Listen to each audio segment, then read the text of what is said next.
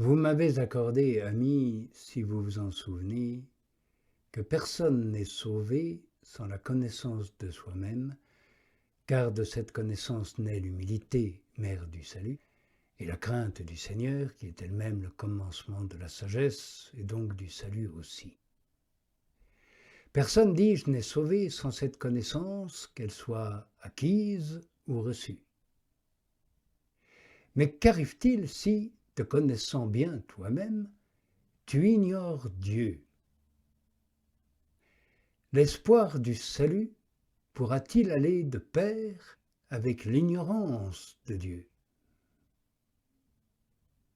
Certes non. Car tu ne peux ni aimer ce que tu ignores, ni posséder ce que tu n'as pas aimé. Connais-toi donc toi-même afin de craindre Dieu, et connais Dieu lui-même afin de l'aimer. Par la première connaissance, tu es initié à la sagesse. Par la seconde, tu parviens à son accomplissement, puisque le commencement de la sagesse est la crainte du Seigneur, et que la plénitude de la loi est la charité.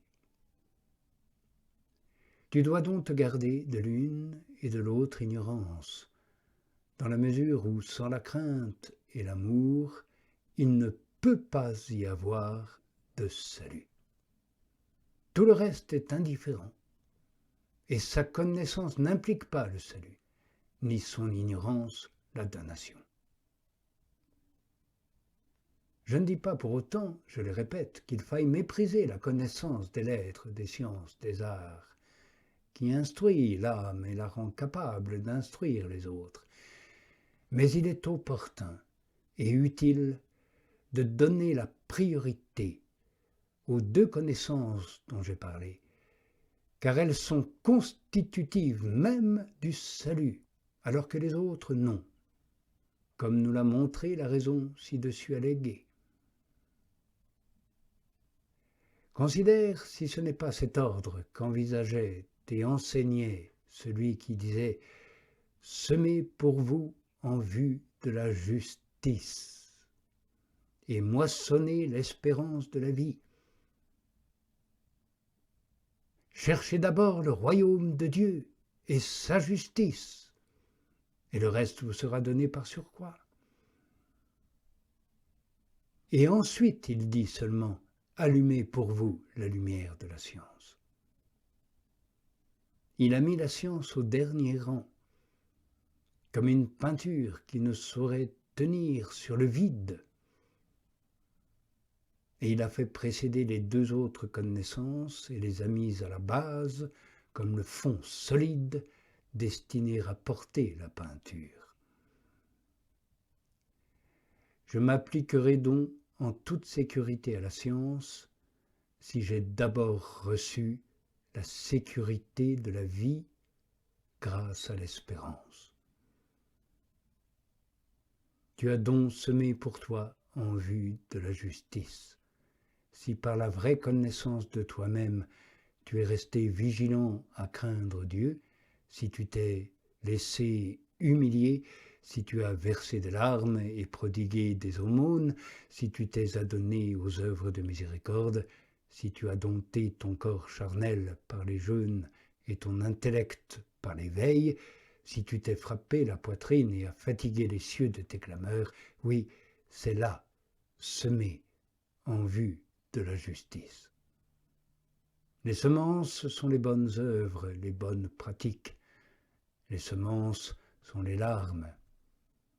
Ils allaient, dit-il, et pleuraient en jetant leurs semences.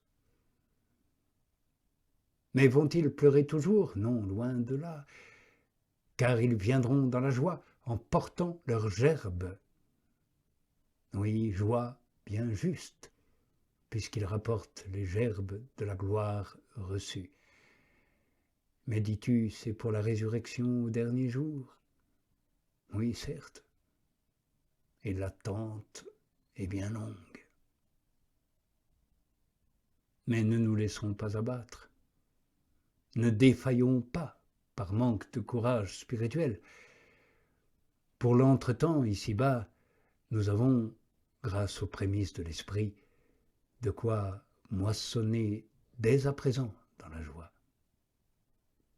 Oui, semons pour nous en vue de la justice et moissonnons l'espérance de la vie. Il ne nous renvoie pas seulement au dernier jour, lorsque la réalité sera désormais réellement possédée, et non plus simplement espérée. Non, il parle du présent. Certes, grande sera l'allégresse, immense la joie, lorsque la vie sera venue à son terme en sa plénitude.